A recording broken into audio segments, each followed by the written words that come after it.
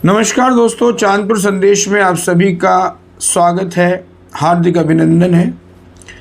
दोस्तों, कल दावत थी चांदपुर शहर में, जामा मस्जिद के पास जनाब आमिर सिद्दीकी साहब के यहाँ पर।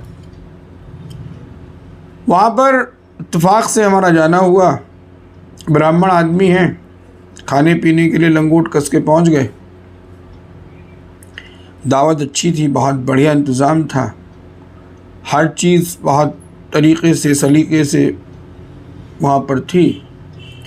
लेकिन वहाँ पर कुछ खुसपुसाहट हो रही थी, खुसर पुसर हो रही थी। जो लोग वहाँ पर उपस्थित थे उनमें से चंद लोगों का कुछ नज़रिया अलग ही था।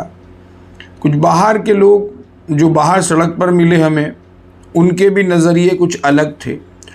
तो उन नज़रियों के जो जवाब हमने दिए और जो बातें वहाँ पर हो रही थी, उस पर थोड़ा सा हम चाहेंगे कि आप लोग से शेयर किया जाए।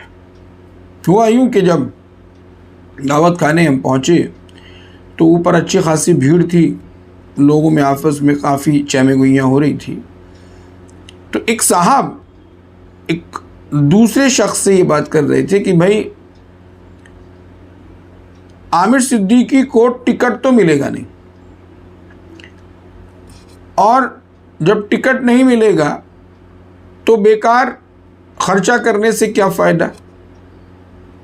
ये एक शख्स ने दूसरे शख्स से कहा। ये आपस की उनकी गुफ्तगू थी जो हमारे कानों में पड़ी। भाई, वो सभी लोग मेहमान थे, जाहिर सी बात है, तो आपस में एक बातचीत होती ही है। तो उस नज़रिए से उन्होंने बातचीत की। हमारी समझ में एक बात नहीं आई। अरे भाई, तेली का तेल जले, मशालिए की गांड जले। अब आमिर सिद्दीकी को टिकट मिलेगा या नहीं मिलेगा, इस बात का इस दावत से क्या ताल्लुक़।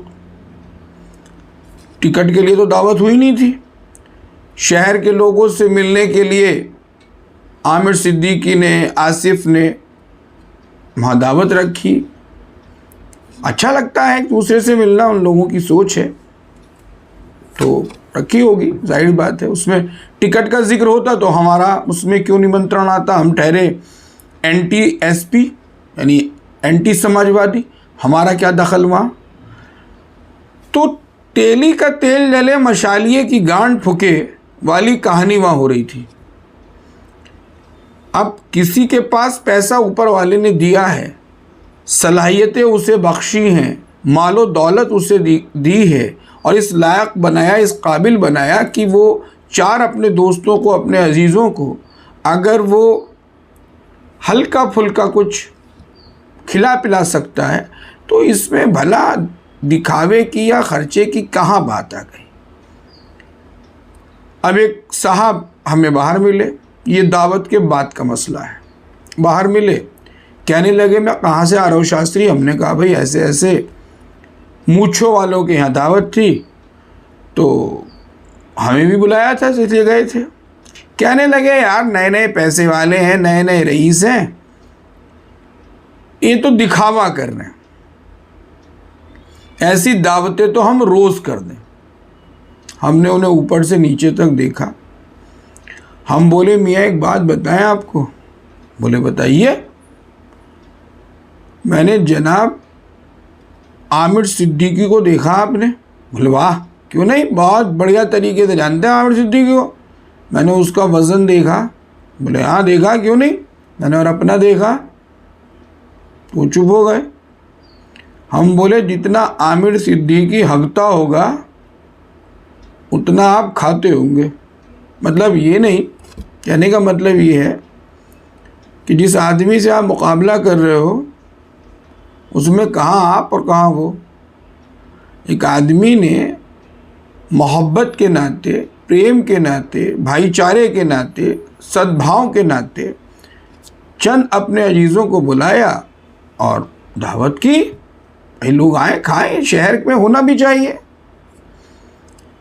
और आप कह रहे हैं साहब हम रोज़ ऐसी दावतें करते तो भैया कब करोगे बताओ? जितना खाते हो उससे ज़्यादा तो आमिर सिद्दीकी हक देता होगा, क्यों खामखा टांग उठा रहे हो? वही कहावत है कि घोड़े के नाल ठुक रही थी, मेंढकी ने भी पैर उठा दिए, मारा जो हथौड़ा तो दम निकल गया। भाई तुम क्यों खामखा टांग उठा रहे हो? जो कर रहा उसी को करने दो। पर दिक्कत क्या है, चला अपने दुख से कोई दुखी नहीं इस शहर में, दूसरे के सुख से दुखी है। इस बात की चिंता नहीं है कि मेरे घर में क्या बनेगा, इस बात की चिंता है कि आमिर सिद्दीकी ने दावत क्यों दी, उसके पीछे क्या मसलहत है। अजीब शहर है यार। अब दूसरी तीसरी सुनिए, एक और साहब मिल गए जो उसी दावत में से बाहर निकल के आए थे और हमसे रूबरू होना चाहते थे पर मौका नहीं मिल रहा था उनको। खैर जैसे ही हम बाहर निकले तैसे ही वो गेट पे खड़े थे लगभग साइड में। बोले रुको यार शास्त्री, मैंने बताओ। बोले यार एक बात बता, मैंने बताओ। बोले यार एक समझ में नहीं आ रहा, ये आदमी दिखावा क्यों कर रहा है? चुनाव लड़ना, सीधा सीधा चुनाव लड़े, दिखावा करने की क्या जरूरत है? मैंने मियाँ तुम क्यों देखने आए थे? जब बकरे की बोटियाँ नोच रहे थे, जब आम का रसा स्वादन कर रहे थे, तब नहीं समझ में आया? क्यों आए थे देखने? अगला तो मूंछों का शौकीन है, मूंछें ऊंची रहनी चाहिए, उसकी बला से क्या फ़र्क पड़ता है? वो समझ लेगा उसने कि भाई आज ना कमाया, क्या फ़र्क पड़ गया। तो वो तो मूंछों के लिए जी रहा है, उसके पास तो मूंछें ही मूंछें, तुम्हारे पास है नहीं, तुम्हें क्यों दर्द उठा और तुम आए क्यों? भाई अगर तुम्हें लग रहा है कि एक आदमी दिखावा कर रहा तो भाई तुम क्यों आए थे? ना आते, तमाशा कोई दिखा रहा है, तुम क्यों देखने पहुंच गए? अजीब सोच देखिए। आप दावत में भी आ रहे हैं, बोटियाँ भी नोच रहे हैं, आम भी चूस रहे हैं और फिर सामने वाले को ये बता रहे हैं कि यार ये तो दिखावा कर रहा है। भाई तुम क्यों आए दिखावा कर देखने के लिए? एक से एक कलाकार इस शहर के अंदर पड़ा है। एक और शख्स, उन्होंने हमें फ़ोन किया, कहने लगे मियाँ एक बात बताओ। मैंने जी पूछो। बोले इसकी बिरादरी कितनी? जो ये टिकट का दावेदार बन रहा है समाजवादी पार्टी के, या चेयरमैनी के पद का दावेदार बन रहा है, इस पर बिरादरी कितनी है? पिछली बार वोट कितने मिले थे? मैंने साहब एक बात बताओ, शेरबाज पठान साहब की बिरादरी कितनी है? कितने लोग हैं? कलालों से तो कम ही होंगे पठान। हाँ हमारी नॉलेज में ऐसा ही है, पठानों की तादाद कलालों की तादाद से कम है। गलत हो सकती है हमारी बात, पर बहुत ज़्यादा नहीं होगी, 10-20 का 50 का फ़र्क होगा, पर बहुत ज़्यादा फ़र्क नहीं है। अब पठान बिरादरी का शेरबाज पठान 2 बार चेयरमैन बन गया, शेख बिरादरी का मुनीर खालिद 2 बार चुनाव हार गया। तारीफ देखिए आप, मज़े की बात देखिए। हलवाई बिरादरी के नसीमुद्दीन बादशाह चेयरमैन बन गए। अंसारी बिरादरी के शौकत साहब चुनाव हार गए। तो यहाँ बिरादरी का क्या ताल्लुक़ है भाई? या लेना एक न देना दो? तो बिरादरी से इस चीज़ का क्या ताल्लुक़ है? कोई टिकट मांग रहा है, वो अपनी सलाहियतों पे मांग रहा है, वो चेयरमैनी का चुनाव लड़ रहा है, अपनी सलाहियतों पे लड़ रहा है, उससे जो वोट मिले वो अलग विषय है। इस्माइल शेख साहब को 420 वोट मिले थे, तो क्या शेख 420 हैं? क्या शेखों की संख्या केवल 420 है? इस्माइल शेख को 420 वोट मिले थे, तब ये कहा जाए कि साहब ज़रूरत क्या थी इस्माइल को टिकट लेने की? अरे भाई शौक़ था इस्माइल शेख का, सलाहियत तो उस शख्स के अंदर चेयरमैन बनने की कोशिशें कर रहा है। दुनिया में हर आदमी कोशिश करता है, उम्मीद पे दुनिया कायम है। ये क्या बात हुई कि साहब इसके तो बिरादरी ज़्यादा नहीं है, ये क्यों टिकट मांग रहा है? यार सोच देखिए लोगों की, किस कदर घटिया है, किस कदर वाहियात सोच है लोगों की।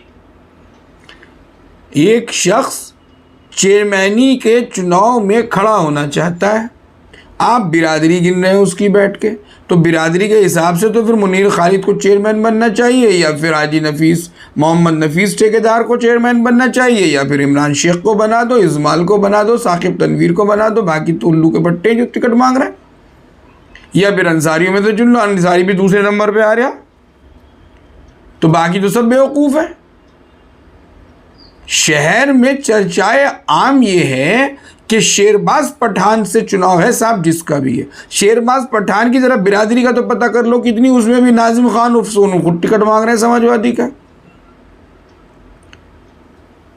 तो उसमें भी बंटवारा, और शेरबाज पठान की सलाहियतों के पीछे लोग पागल है, दीवाने हैं कि भाई शेरबाज पठान चुनाव जीत सकता है। तो जो 250 350 लोगों की बिरादरी का आदमी है वो चुनाव जीत जाएगा, 450 500 बिरादरी का, कलाल बिरादरी का आमिर सिद्दीकी चुनाव नहीं जीत सकता। अटे कैलकुलेशन देखिए आप, मतलब ये है कि खिसियानी बिल्ली खंबा नोचे, खुद को टिकट मिलना नहीं है पता अच्छी तरीके से कि हमें तो मिलेगा नहीं, इस लायक नहीं जो टिकट ले लें, और टिकट ले भी आए जैसे तैसे तो चंदों पे चुनाव लड़ेंगे, ये हालात हैं। उस पे भी आप ये देखिए कि तवगा इस बात का उठाए फिर रहे हैं कि साहब हम समाजवादी के सिपाही हैं, ज़िंदगी गुजर गई दरिए बिछाने में। अखिलेश के साथ एक फ़ोटो खिंचवा लिया, पता नहीं कैसे अखिलेश ने फ़ोटो खिंचवा लिया, हो गए समाजवादी के सिपाही। ये जितने भी हैं, कुछ समाजवादी के हैं, कुछ गैर समाजवादी के हैं, कुछ चंडू खाने हैं, कुछ वैसे ही हैं, कुछ ऐसे थे जिन्हें आमिर साहब ने चुनाव बुलाया नहीं होगा, शायद हो सकता भूल गया हूँ बुलाना, तो वो वैसे अपने खंबे नोच रहे थे बैठे हुए कि हमें क्यों नहीं बुलाया भाई, शास्त्री को क्यों बुला लिया।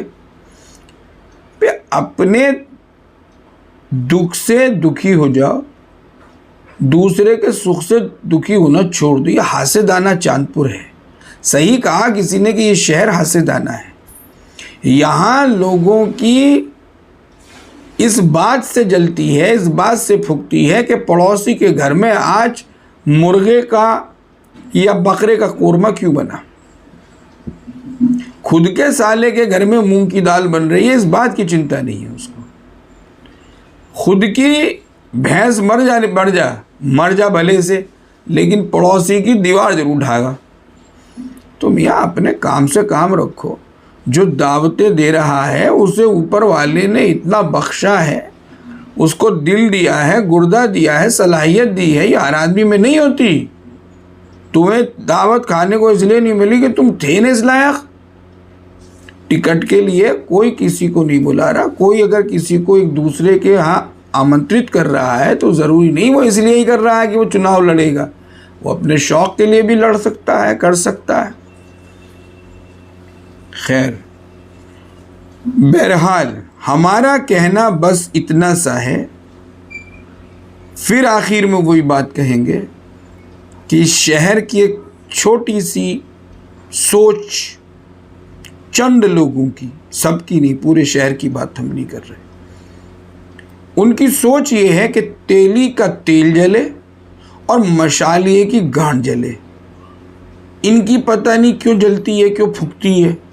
अबे औकात है, तुम भी दे दो, तुम भी बुलाओ 4 लोगों को इकट्ठा करो, तुम भी कल कोई चैलेंज कर दो साहब मैं भी चुनाव लड़ूंगा, पता लग जाएगा तुम कितने पानी में हो। मैं मूंछों की लड़ाई है, और फिलहाल तो आसिफ और आमिर दोनों भाइयों की मूंछें शहर में तो कीमत रखती हैं, या फिर छिद्दन डॉन की मूंछ हो तो या तो छिद्दन डॉन जैसी हो और या फिर सिद्दीकी परिवार जैसी हो। बाकी तो वैसी खामखा लंपू झन्ना ठाए फिर रहे बेमकसद का।